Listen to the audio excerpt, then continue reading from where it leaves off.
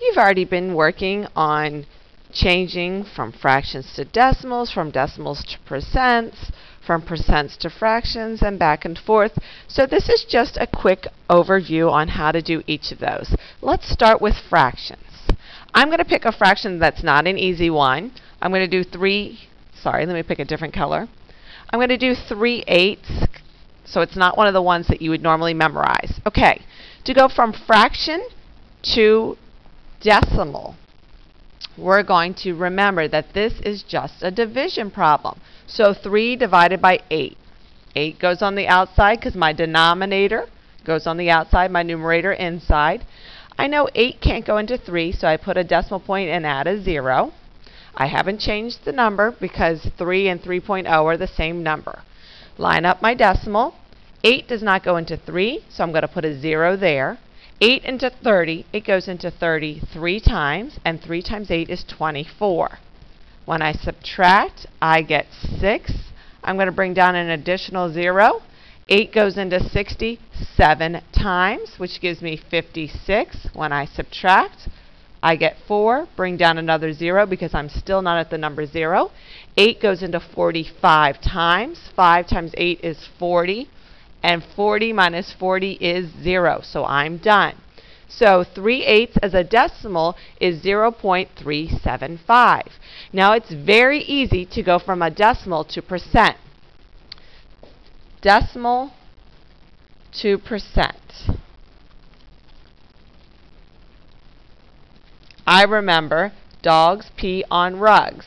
So I'm going to move my decimal to the right. 1, 2. And it's 2 spaces because 100 is 2 spaces in my numbers chart. I have ones, I have tens, I have hundreds. So I'm moving, for 100, I'm moving 1, 2 spaces over. So it would be 37.5%. Okay? So now we've gone from a fraction to a decimal to a percent. Another way to go straight from fraction to percent, I'm going to show you, is 3/8 equals the highest percent we're thinking out of 100. So x, so I have this ratio proportion.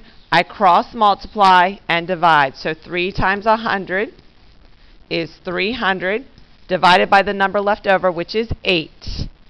And I'm going to be a little lazy. I'm going to be a little lazy and use the calculator here. So it's 300 divided by 8. And if you look, I still get that 37.5%. So that's just another way to do it. 37.5%. Okay. All right, so now to go from percent to fraction, you did the other day. So 37%. Remember, percent is out of 100, so 37 out of 100, and if I can reduce it, I will. To go from a fraction to a decimal, we just divide. And we know when we divide by 100, we move the decimal 2 spaces to the right.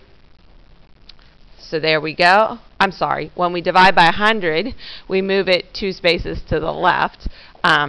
Pretty darn lucky. When I go from percent to decimal, I move left. So I move my decimal left 2 spaces because there are 2 spaces on my numbers chart. So 0.37. Okay? To go quickly from percent to decimal, you just go 1, 2. And remember that a percent as a fraction is just that number out of 100. And then if you can reduce or simplify, that's great. Okay, so we've covered fractions, we've covered percents. Let's look at decimals. If I have the decimal 0.237, I have 1, 2, 3 spaces. So I need to move 3 placeholders. So 1, 2, 3. It's out of 1,000. 237 out of 1,000. And that's the easiest way to remember. There's 3 spaces, so I'm going to do 3 zeros. And the other way is this number is read as 237 thousandths. Hence, I have 1,000 on the bottom. To go from decimal to percent, I'm going to go and I'm going to move it right. Dogs pee on rugs. So I'm going to move it 2 spaces. 1, 2, because remember, percent's always out of 100. Even though there's 1,000 here, this is 1,000 here, percent is always out of 100. So it's always going to be 2 spaces. So it would be 23.7%. So there is decimal into fraction into percent form. And let me show you one more decimal. If I had 3.2, this is 3 and 2 tenths. So 3 and 2 tenths. Okay? The 3 is a whole number. It's in front of the decimal, so I write it as my whole number. 2 is only 1 space back, so I have 1 0. I hope those tricks help. Good luck on conversion.